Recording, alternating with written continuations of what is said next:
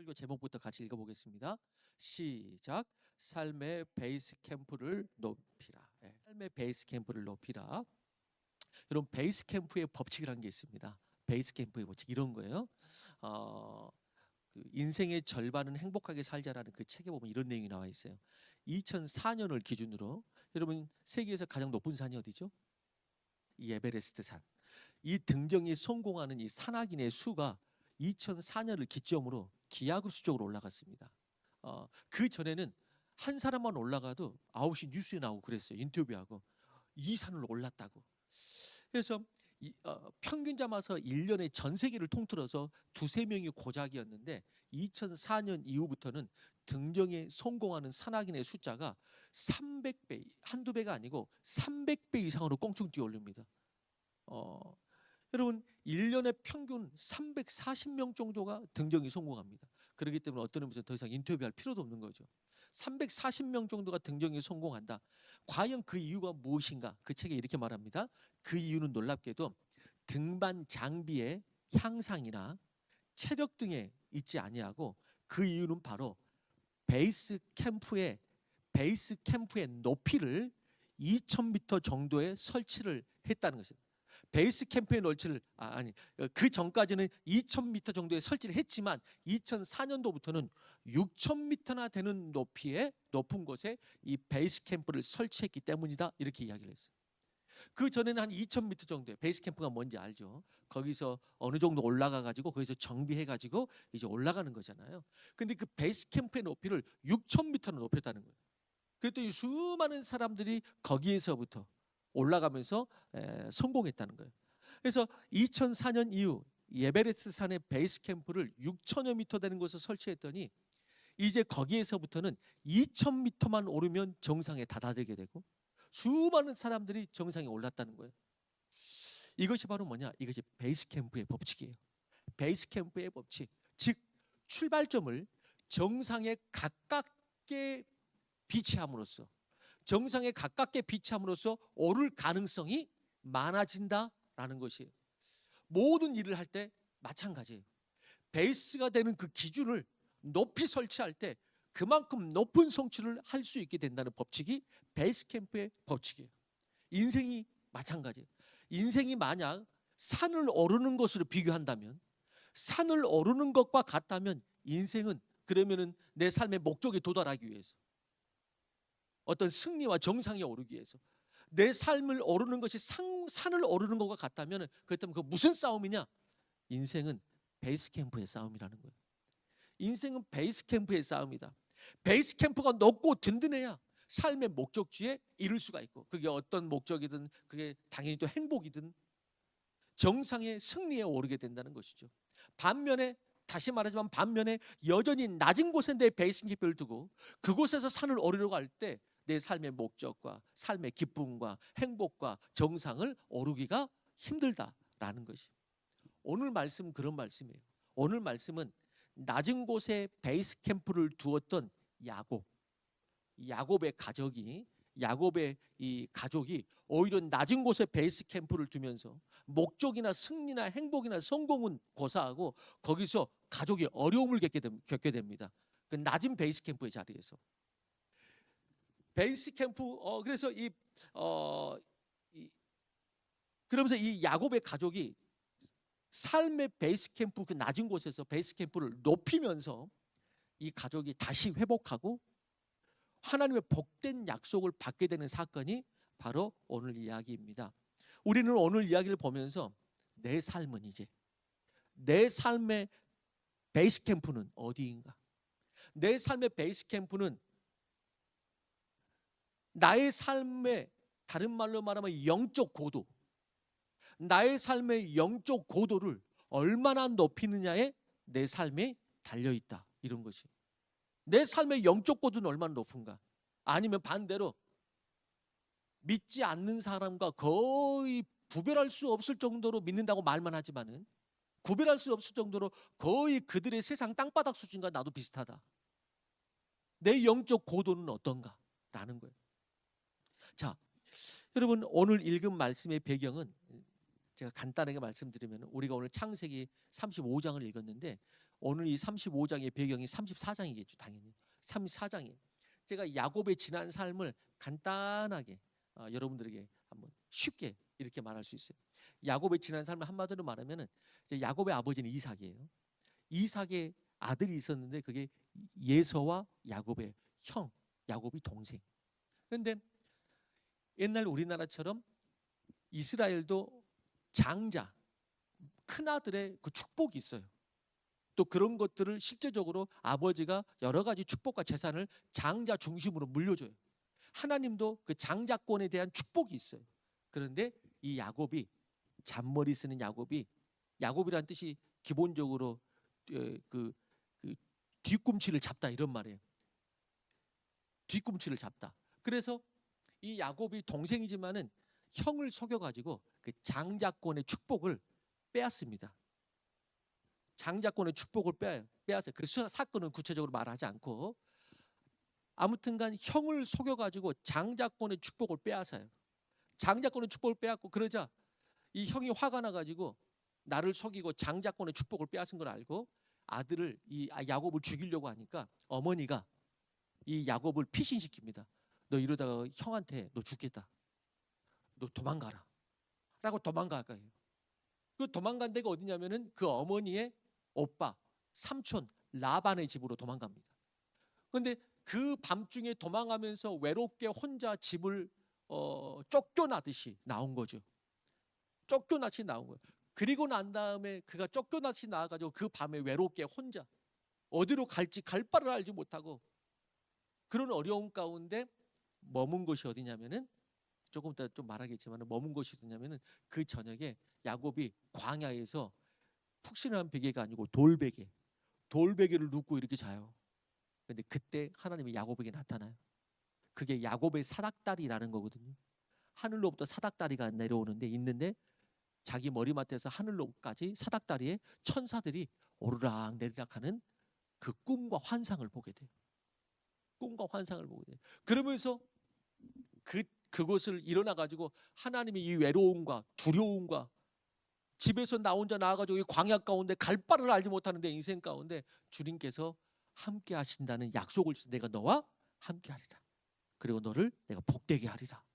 그러니까 거기에서 야곱이 주님이 나와 함께 하시구나 라고 하면서 내가 이곳에서 주님께 예배합니다. 그리고 내가 이곳에 다시 돌아와서 이곳에서 내가 예배하겠습니다. 지금은 내가 어렵지만 그러면서 그곳의 이름을 뭐라고 짓냐면은 뭐라고 지었을까요? 오늘 말씀에 나와 있어. 그곳 이름을 베델이라고 지어요. 베델이란 이 뜻이 뭘까요? 베델 많이 들어봤을 거야. 세상 어떤 상표도 있을 수 있고 베델의 뜻이 뭘까? 벳이 집이라는 말이고 엘이 하나님이란 말이에요. 베델은 무슨 뜻이냐면은 하나님의 집 이런 뜻이에요. 그러니까 야곱이 집에서 도망치듯 나왔잖아요. 쫓겨 나왔잖아요.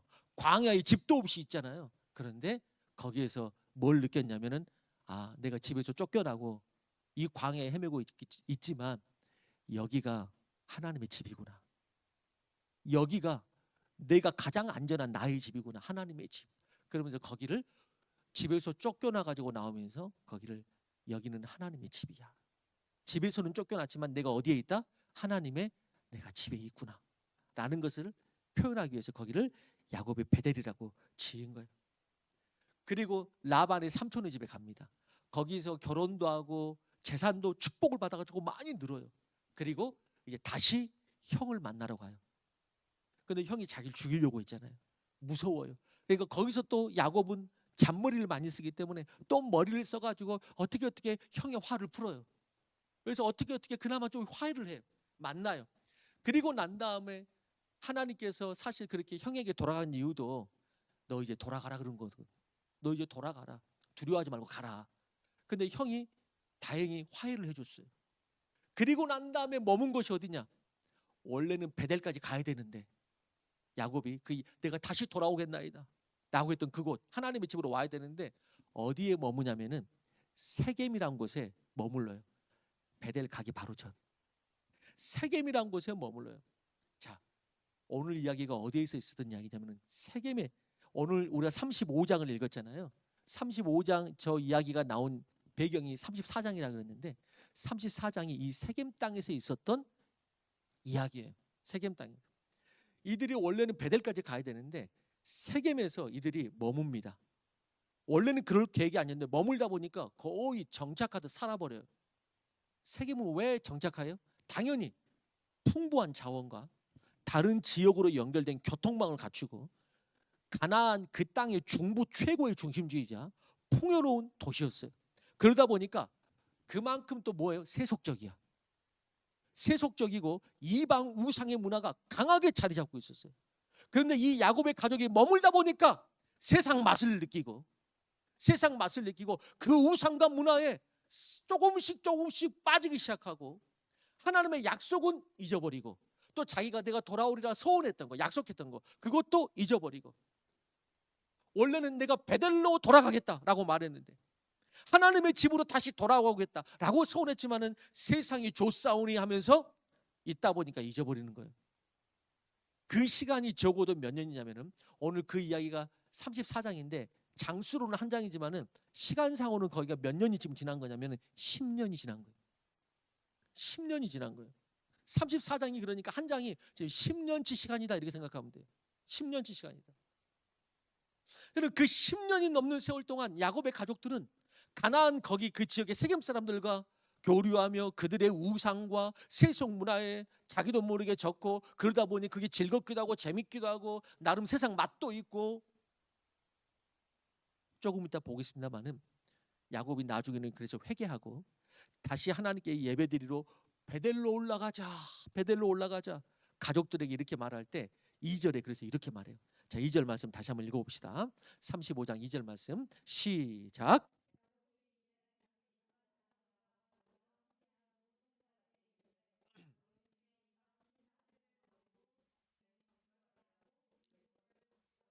야곱이 뭐라 그래? 너희 중에 뭘 버리라? 이방 신상을 버리라. 야곱이 사실 모르고 있었던 거 아니에요. 야곱도 알고 있었어요. 자식들이 자기 집안 여러 뭐 종이니 뭐니 식솔들이 그러고 있다는 걸 알고 있었어요. 그런데 그동안은 모른 체 하다가 이제 조금 이따 말씀드리겠습니다만 엄청난 어려운 사건을 겪고 우리가 다시 베들로 올라가야 돼. 그래야지 산다 라는 마음을 갖고 그때서야 신상 이방 신상 우리 안에 있는 거 우리 알잖아. 그거 버려라. 그 하나 명령하고 또 하나 명령이 뭐였죠? 옷을 바꿔 입어라 이렇게 말이죠. 여기서 옷을 바꿔 입으라니까 그냥 뭐 메이커를 바꿔라 그냥 옷을 바꾸라가 아니고 옷을 바꿔 입으라는 말은 무슨 말이냐면 문화를 말해요. 그 땅의 세속적인 문화, 이방의 문화에 젖어 있었다는 거예요. 그걸 벗으라 이 말이에요. 세속적인 문화를 벗으라 이런 말이에요. 예. 여러분 다시 말하지만 그런데 더 큰 문제는 뭐였냐면 사실 누구도 알고 있었다? 야곱도 이미 그러고 있었다는 것을 알고 있었다는 거예요. 자기들 안에 우상이 있었는데 그 시간 동안 야곱은 그냥 내버려 둔 거예요. 그래서 야곱은 하나의 사건, 이제 말씀드릴 하나의 조금 안 좋은 사건을 통해서 회개하면서 너에게 우상을 버리고 의복을 바꾸어 입으라고 한 거예요. 그래서 4절에 보면은 이렇게 이야기합니다. 또 똑같은 비슷한 이야기가 나오는데 4절 한번 읽어봐요. 시작.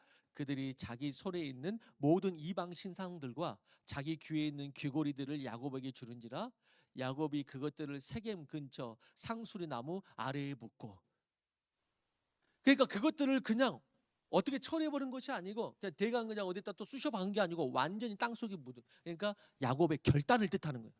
이 정도로. 저는 또 이 부분을 읽으면서 혼자 생각에 고고학자들이 성경을 알면은 발굴할 때가 많아 막 이런 생각도 하고 여기로 어디 찾아가 봐야 되나 여러분 이게 무슨 말이에요? 야곱의 회개는 결단을 보여줘요. 여러분 회개는 뭐예요? 회개는 후회가 아니에요. 회개는 후회가 아니고요. 회개는 말뿐인 것이 아니에요. 야 말로 그냥 잘못했다 그러면 다 돼. 이게 아니에요. 기독교를 너무 가볍게 만들어놨어. 그게 아니에요. 회개는 가던 길을 돌이키는 것을 회개라고 그래요. 완전히 방향을 바꾸는 것. 내 삶의 왕이 나이고 세상의 물질이고 인간이고 어떤 인기이고 명예인데 회개했다는 말은 내 삶의 왕이 완전히 바뀐 걸 회개했다고 그러는 거예요. 회개했다. 야곱이 그렇게 회개하고 결단한 것은 그의 가족에게 방금 말씀드린 것처럼 하나님이 회초리이자 본인들이 자처한 큰 사건이 벌어졌기 때문이에요. 뭐냐면 야곱의 딸 디나가 세상을 즐기고 따라가다가, 강대상에서 이런 단어 쓰기도 싫지만은 세상을 즐기고 따라가다가 그 땅 유력한 어떤 유력한 가문의 남자에게 강간을 당합니다. 강간을 당해, 성추행을 당해요. 여러분, 이것만 봐도 세겜 땅이 어떤 땅인지 딱 보여요. 세겜 땅은 우상과 세속적인 땅이었다고 했는데 그것을 보여주는 것이 야곱의 딸의 강간 사건이에요. 여러분 34장 이렇게 보세요. 34장 1절에 보면 이렇게 나와요. 1절에 보면 여기 앞에 나오는 것도 있고 안 나오는 것도 있기 때문에 여러분 성경책을 가지고 다니거나 앱을 펴시면은 성경을 공부하는데 너무 좋아요. 자, 1절에 보면은 이렇게 나와요. 야곱의 딸 디나가 그 땅의 딸들을 보러 나갔다가 이렇게 말해요. 그러다 큰일을 당했다 이렇게 나와요. 근데 여기서 야곱의 딸 디나가 그 땅의 딸들을 보러 나갔다고 했을 때 단순하게 그냥 조금 이렇게 경치나 보러 나갔다 이런 말이 아니고요. 히브리어 라아라는 뜻은 관심을 두고 자세히 보다 이런 뜻이에요. 관심을 두고 자세히 보다, 주목하여 즐기다 이런 뜻이에요. 무슨 말이에요? 그 땅의 우상과 세속적인 문화에 깊은 호기심을 느끼고 그 문화를 따라갔다는 거예요. 그래서 그 땅을 보러 나갔다는 말은 단순히 외출이 아니고 그가 나갔다는 말은 신앙의 경계선까지 밖으로 나가버렸다는 거예요. 신앙의 경계선 밖까지 나가버렸다는 거예요. 여러분, 물론 우리는 세상을 향해서 나가죠. 예수님도 세상을 향해서 우리를 보내시죠. 그런데 그것은 신앙의 중심을 가지고 세상 가운데 생명의 영향력을 흘러보내고 세상을 변화시키는 주님의 자녀로 살려고 세상에 나가는 거예요. 그런데 야곱의 자녀들은, 딸은 신앙의 중심을 벗어나고 하나님의 백성이라는 그 경계선까지 넘어가면서 세상에 속하고 세상을 좋아하고 그 세상을 따라가기 위해서 나갔다. 이제 이런 말이에요. 이런 말이에요. 그런데 그때 그 땅의 유력한 집안의 아들에게 강간을 당하게 됩니다. 그리고 그 남자가 야곱에게, 아버지 야곱에게 와가지고 원하는 대로 줄 테니 딸을 내 아내로 달라 이렇게 이야기해요. 이에 야곱의 아들들이 화가 납니다. 나머지 오빠들이. 이 디나의 오빠들이 그 말을, 그 상대방의 그 말을 협상하고 들어준 척하면서 그 집안의 남자들을 다 죽입니다. 그 내용이 궁금하거든요. 34장 읽어보면 돼요. 그 집안의 남자들을 다 죽이고 그들의 양과 소와 재물과 자녀와 그 여자들, 연약한 여자들 다 노략하고 잡아갑니다. 이에 야곱이 복수는 복수를 낳는다고 걱정을 하는데 그 땅의 족속들이 강하기 때문에 이제 우리 가문은 큰일 났다. 괜히 이렇게 일 크게 벌려가지고 큰일 났다라고 걱정하고 한탄합니다. 그게 우리가 읽은 창세기 35, 오늘 본문 35장 바로 전구절 34장 30절 이렇게 말해요. 같이 읽어봅니다. 시작. 야곱이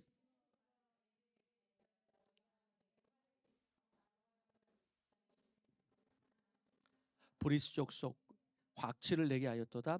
나는 수가 적은지 그들이 모여 나를 치고 나를 죽이리니 그러면 나와 내 집이 멸망하리라. 이제 이렇게 일 크게 돼서 이제 큰일 났다. 나와 우리 집이 다 이러다 멸망한다라고 하는. 그게 어디서 벌어진 일이라고요? 세겜의 세상 문화에 정착하다가 좀 큰일을 당한 거예요.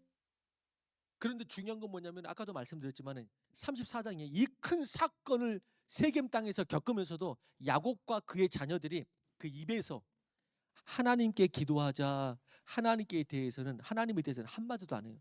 34장에 하나님이라는 단어 자체가 안 나와요. 뭐예요? 그것이 그들의 가족의 상태였어요. 그리고 오늘 본문 35장, 이제 오늘 우리가 읽은 거 1절에 하나님께서 야곱에게 딱 명령해요. 우리가 이러다 이제 멸망하게 생겼구나 라고 하자 35장 1절에 하나님이 딱 뭐라고 명령해요? 베델로 올라가라 이렇게 말하는. 오늘 제목이 사실은 그거예요. 베델로 올라가라. 이에 야곱도 자신의 가족들과 함께한 모든 자에게 야곱도 말해요. 베델로 올라가자라고 말해요. 베델로 올라가자. 왜? 그래야 우리가 산다라고 말해요. 자신의 가족을 향하여 적대감과 복수심에 불타게 될 가나안 족속들을 생각해 보면서 야곱은 나와 내 집이 이러다 이제 멸망하겠구나 라고 망연자실에 빠져 있을 때 그런데 하나님은 인간의 생각으로는 답이 안 나오는 해결책을 주세요. 뭐라고? 내 집이 멸망하리라 하니까 베델로 올라가라 라는 해결책을 주세요. 베델로 올라가라. 세상 사람들은 이해하지 못해요. 실제로도 지금 세겜 땅에서, 세겜 땅이 한 해발 한 500m 지점이라면은 베델은 860m 지점이에요. 이게 오르막길을 실제로도 올라가야 돼요. 그런데 단순하게 올라간다는 것이 물리적으로도 오르막길이었지만은 동시에 이 올라가자라는 말은 타락하고 안주했던 영적 그 밑바닥에서, 영적 밑바닥에서 벗어나 하나님께 다시 올라가라 라고 말하는 거예요. 하나님께 다시 올라가라는 강력한 사인이었죠. 야곱은 하나님의 베델로 올라가라고 했을 때 그 말이 무슨 의미인지 사실은 바로 알아요. 아까 뭐라고 그랬죠? 그 베델이라는 이름을 지은 사람 자체가 누구예요? 야곱이 그 이름을 지었기 때문에. 왜 그 이름을 짓게 됐는지 그 배경도 자신이 주인공이기 때문에.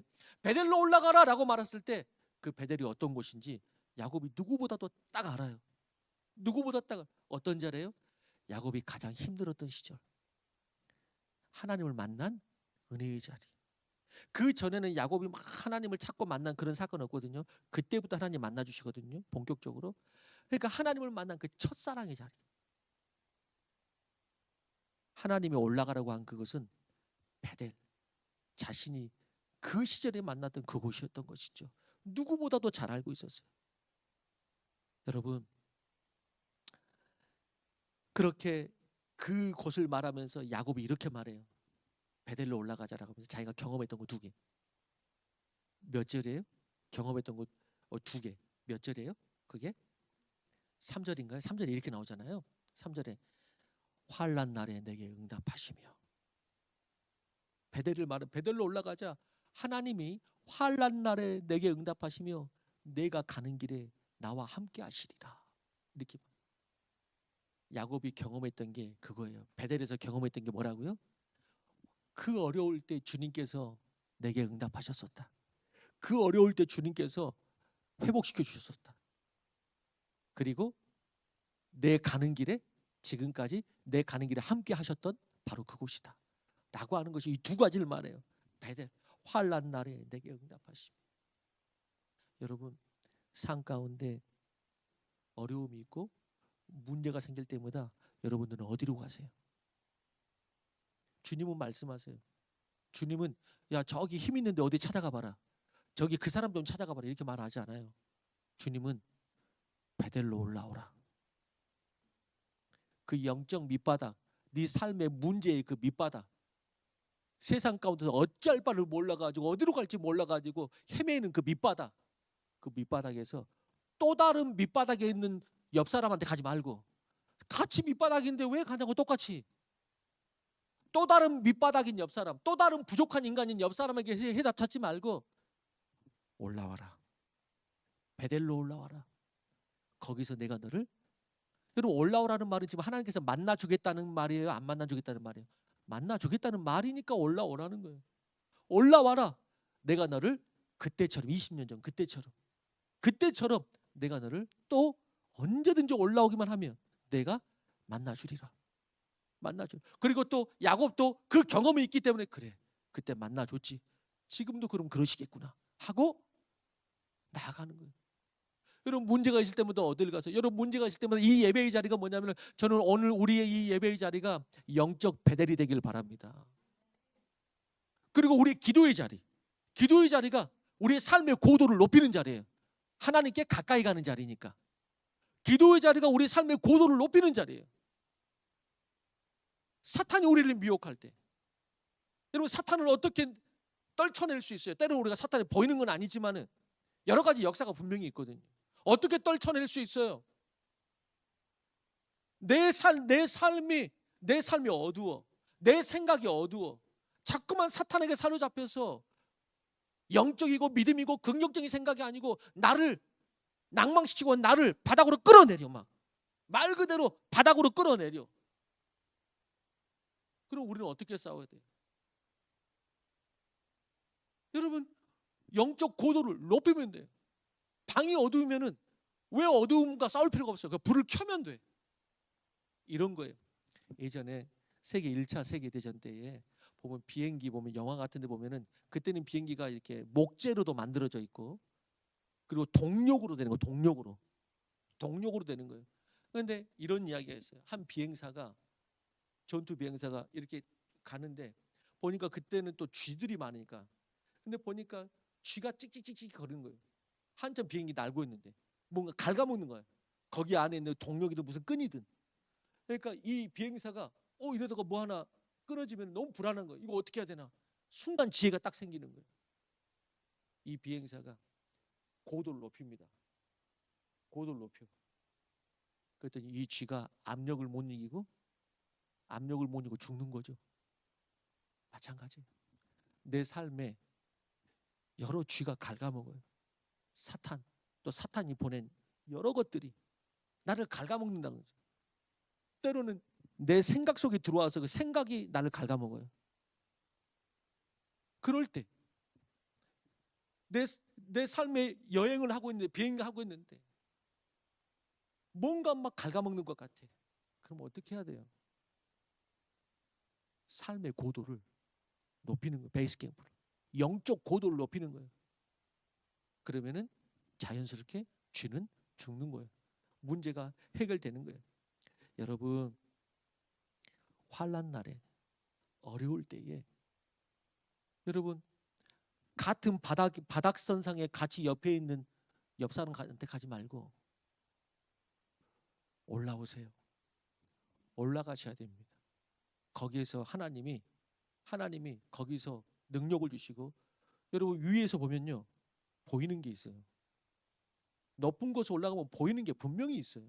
심지어는 뭐만 해도 심지어는 어떤 사람 등산을 좋아하는 사람들은 산만 올라가도 마음이 상쾌하다는데 여러분 생각해 보세요. 산만 올라가도 이렇게 뭔가 아래에 도시들이 있으면서 뭔가 벗어난 것 같고 뭔가 산만 올라가도 아이고 저기서 우리가 바글바글 그렇게 살았구나 라고 하면서 여유가 있어지고 뭔가 그런다는데 하물며 그 산을 지으신 천지를 지으신 하나님께 올라가는데 어떻겠어요? 산만 올라가도 마음이 좀 정리된다는데 그 산을 지으신 하나님께 올라가면 어떻겠냐고. 여러분 주님께서는 부르세요. 주님께서는 올라오라. 베델로 올라가라. 너의 영적 고도 바닥으로 떨어져 버린 너의 영적 고도를 높이라. 기도의 자리를 잃어버리고 바닥으로 떨어져 버린 자리.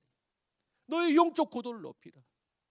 여러분 어려울 때마다 힘들 때마다 꼭 또 문제가 없다 할지라도 주님을 만나는 예배의 자리, 기도의 자리에서 내 삶의 고도를 높이고 그 베이스 캠프에서 내 삶의 길과 목적지를 향해서 달려가시기를 주의 이름으로 축원합니다.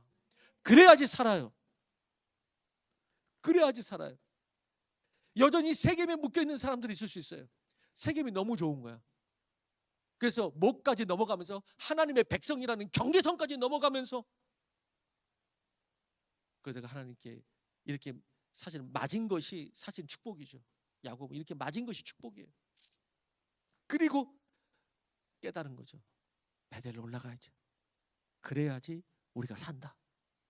그리고 아니나 다를까 이제 오늘 읽어보면 뒤쪽으로 가면 여러분 혹시 읽을 수 있으면은 그런 말씀이 나와요. 하나님께서 다시 야곱을 만났다 이런 말 나와요. 그러면서 다시 야곱을 만나면서 또 약속해 주셔요. 내가 너와 함께 하리라. 그리고 내가 너로 창대하게 하리라. 이스라엘의 왕들이 네 허리에서 나오리라. 이런 말들이 축복을 또 해줘요. 그러니까 그게 하나님이에요. 주님께서. 여러분 주님께서는 언제든지 우리에게 고난을 주신 이유가 고난을 위한 고난이 아니고 우리를 사랑하시고 우리를 축복하시고 우리를 다시 만나시기 위해서 고난을 주시는 거예요. 다행히 야곱은 그래도 어려움을 겪었지만 깨달은 사람이에요. 베델로 올라가야 된다. 그런데 정말 안타까운 사람은 어떤 사람이냐면은 그 고난과 그 사건과 그 어려움을 겪고도 여전히 하나님께 안 올라가. 심지어는 이러면 안 되는데 하면서도 안 올라가. 안타까운 사람이에요. 저는 여기 계신 여러분들은 베델로 어려울 때마다 힘들 때마다 그리고 또 그렇지 않더라도 언제든지 하나님을 만나는 게 내게 힘이요 내게 기쁨이다. 그 베델로 올라가시기를 주의 이름으로 축원합니다. 여러분 이 낮은 여러분들이 그래서 삶의 베이스 캠프를 높이라. 영적 고도를 높이라. 그래야지 삶의 목적지에 우리가 도착할 수가 있다. 영적 고도가 당신이 지금 어디에 있는가? 어떤 사람은 그 영적 내 삶의 베이스 캠프가 그 하나님이 아니고 하나님의 말씀이 아니고 기도가 아니고 내 생각, 내 경험. 아까도 말씀드린 것처럼 똑같은 선상에 있는 옆 사람에게 내 베이스 캠프가 있고 돈을 내 베이스 캠프로 삼고 이런 것들은 다 야곱이 빠졌던 우상들이에요. 근데 이런 것들을 내려놓고 베델로 올라가라. 베델로 올라가라. 여러분 그래서 저는 오늘 우리 교회가 그런 곳이 되기를 원해요. 주여 우리 교회가 영적 베이스 캠프인 베델이 되게 하여 주옵소서. 그리고 여러분들이 꼭 주일뿐만 아니에요. 물론 여러분들이 세상 가운데서 어디에 있든지 간에 학교에서건 직장에서는 어디에서건 내가 기도하는 그 자리가 그 순간 베델이 될 수 있어요. 그 순간 베델이 될 수 있어요. 그 순간 수평선상에 있는 누구 없나 이렇게 보지 말고 다 똑같아. 그 사람이나 나나 살아보면 다 똑같아요. 수평선상에 있는 사람 보지 말고 내가 이 순간 내가 위를 보고 올라가야지. 내가 지금 이 순간 기도하면서 그럼 그 순간 그 자리가 영적 베델이 되는 거예요. 영적 베델이 되는 거예요. 그리고 두말할 것도 없이 이곳이 영적 베델이 되기를 원하는 것입니다. 지금 이 주일에도 이 영적 베델에 주님께 예배하는 것이 내 삶의 중심이요 힘이니라. 이렇게 하면서 이 시간에도 영적 베델에 올라가는 사람들이 있을 거예요. 이 시간에도. 근데 이 시간에도 그 영적 베델을 무시하고 외면하고 세상의 그 바닥에서 여전히 그러고 있는 사람들도 있을 거예요. 있을 거예요.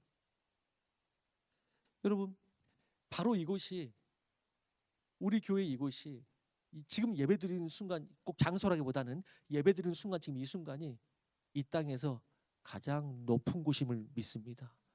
이 땅에서 가장 높은 곳이야. 여러분 우리나라에서 가장 높은 곳이 몇 층이에요? 롯데타워 몇 층이야? 120 안 가봤어? 세종이 촌인가? 123층. 여러분 이 땅에서 우리나라에서 가장 높은 곳은 123층 롯데타워라 그러는데 아니에요. 이 땅에서 우리나라에서 가장 높은 곳은 롯데타워가 아니고 하나님을 예배하는 이곳이 우리나라에서 이 땅에서 가장 높은 곳이에요. 가장 높은 곳. 세계에서 가장 높은 곳 에베레스트 산. 가장 높은 곳. 거기보다 더 높은 곳이 있어요. 뭐? 하나님의 보좌. 하나님의 보좌 앞으로 지금 우리가 올라가잖아요. 하나님의 보좌가 이 자리에 임하잖아요. 여기가 가장 높은 곳이에요. 우리는 일반적으로 그러잖아요. 성공 그러면은 성공을 뭐라고 표현하면은 나 높은 자리에 올라갔어 이러면 때로는 그걸 성공으로 표현해요. 높은 자리에 올라갔어. 여러분 그러나 그리스도인들은 가장 높은 자리는 하나님 보좌 앞에 우리 나아가는 사람들이잖아요. 예배하면서 하나님 보좌 앞에 가장 거룩하시고 높으신 하나님이 내 옆에 가장 그분과 함께 하잖아요. 그러니까 이미 우리가 그런 의미에서는 세상 사람들이 성공을 높은 곳에 올라갔다 이렇게 말하는데 우리는 가장 성공한 사람들이에요. 우리는 가장 성공한 사람들이에요. 여러분 우리는 성공을 위해서 사는 사람들이 아니고 이미 성공하고 승리한 사람으로서 이 땅을 사는 거예요. 이 땅을 사는 거예요. 그래서 우리는 성공하기 위해서 사는 사람이 아니에요. 이미 예수님 만나는 것만으로도 나는 성공했다. 성공했다. 그리고 세상 속에서 뭐 하지 말라는 소리가 아니고 그런 담대함으로 사는 거라는 거예요. 그런 담대함으로. 어떤 사람이 이런 삶을 살 수 있다고요? 베이스 캠프를 이렇게 높인 사람들. 베이스 캠프가 이렇게 높은 사람들이 있어요. 근데 그 사람은 뭐 그리스도인 중에서 특별한 사람이 아니고 예수를 믿고 예수님이 나와 함께 하신다고 믿으면 그 사람의 베이스 캠프가 누구든지 다 높은 사람이에요. 그 높은 사람, 베이스 캠프가 높은 사람들이 우리는 세상 가운데서 그 누가 비교할 수 없어요. 여기 있는 사람은 다 베이스 캠프가 높은 사람들이에요. 그 믿음이 있는 것이. 그런데 혹시 만약에 목사님은 사실 그렇게 지금 앞에서 말씀해 주시지만 목사님 사실 저 지금 베이스 캠프 낮아요. 이런 사람이 있을지 몰라. 솔직히 말해. 솔직히 지금 이렇게 앉아있지만 사실은 베이스 캠프 저 낮아요.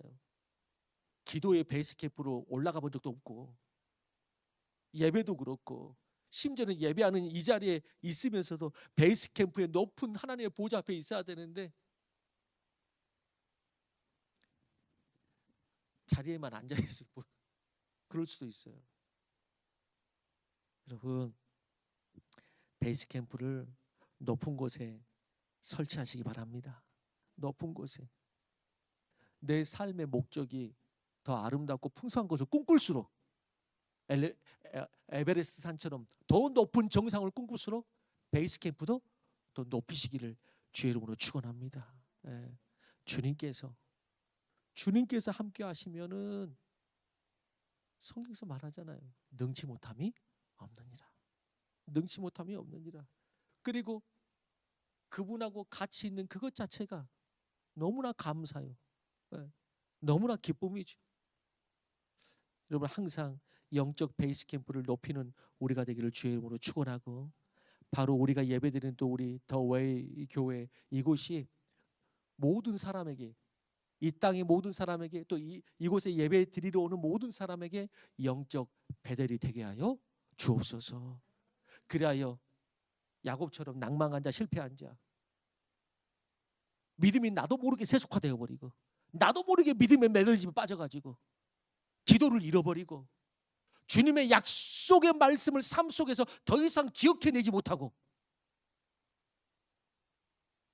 그러다가 이러다가 내 삶 멸망하겠노라. 내 삶 왜 이러지? 이렇게 고백하는 자들 그들에게 이곳이 영적 베델이 되기를 원합니다. 영적 고도가 낮아서 온갖 세상 것이 흘러 들어와도 막을 수가 없을 때 영적 고도가 낮으니까 온갖 세상 것이 흘러 들어오는 거예요. 부유물들 뭐 더러운 것들이 세상의 가치들을 그때마다 베델로 올라가죠. 영적 고도를 다시 높이자. 어둠의 세력이 더 이상 나를 좌지우지 못하도록 영적 고도를 높이십시오. 그러면은 나를 갉아먹는 내 삶을 갉아먹는 쥐가 자연스럽게 없어질 것입니다. 오늘 말씀을 마무리합니다. 비슷한 예화예요. 새들의 왕 그러면 독수리잖아요. 여러분 독수리에게도 치명적인 천적이 있대요. 뭘까? 새 중에 까마귀. 의외로 까마귀가 엄청 영리한 조류예요. 의외로 몸집이 작은 까마귀가 천적이에요. 까마귀는 종종 독수리 등 뒤에 올라타서 부리로 독수리의 목을 쪼며 괴롭힌대요. 독수리는 덩치가 커서 뒤에 붙은 까마귀를 부리로 쪼거나 그냥 이렇게 한다고 되는 게 아니에요. 자, 이때 독수리가 까마귀를 떨어뜨리는 방법은 단 하나뿐이에요. 뭘까요? 아까 그 비행기 원리하고 똑같아요. 까마귀와 싸우느라고 힘을 빼는 게 아니고 여러분 세상에서 싸우느라고 힘 빼지 마시고 그 힘이 있으면 기도의 힘을 빼요. 그 힘이 있으면 기도의 힘을 빼. 똑같이 힘이 들지만 엄청난 효과라 이 말이죠. 그런데 세상에서 힘 빼면 똑같이 힘을 썼는데 힘쓰고 지쳐요. 언제까지 이래야 되냐 싶고 까마귀가 싸우느라 힘을 빼는 것이 아니라 날개를 쫙 펴고 하늘로 높이 더 높은 고도로 라이즈업 하는 거예요. 올라가는 거예요. 라이즈업. 그러면 까마귀가 기본적으로 이 몸 구조 자체가 심장이 독수리보다 그 압력을 못 견딘대. 심장이 크기나 이런 것들이. 그렇기 때문에 높은 것을 견디지 못하고 다 떨어져 나간대요. 여러분 내 삶에 까마귀가 붙어서 할 때 까마귀하고 싸우느라고 힘 빼지 말고 하나님의 자녀로서 믿음의 날개를 쫙 펴고 하늘로 올라가십시오. 믿음의 날개를 쫙 펴고 하나님을 부르십시오. 그러면 내 삶을 쪼아먹던 까마귀가 떨어지는 거예요. 떨어지는 거예요. 그래야 해서 내 삶에 주님께서 목적하신, 내 삶의 목적하신, 무조건 성공하라 이게 아니고 내 삶의 목적하신 그 정상, 거기에 다 올라서, 그럼 마침내 우리 모두 다 천국 백성으로 하나님 보좌 앞에 가서 찬양하고 승리하는 그 날이 있을 줄로 믿습니다. 우리 다 같이 일어나서 그런 의미에서 우리 마지막으로 찬양하며 우리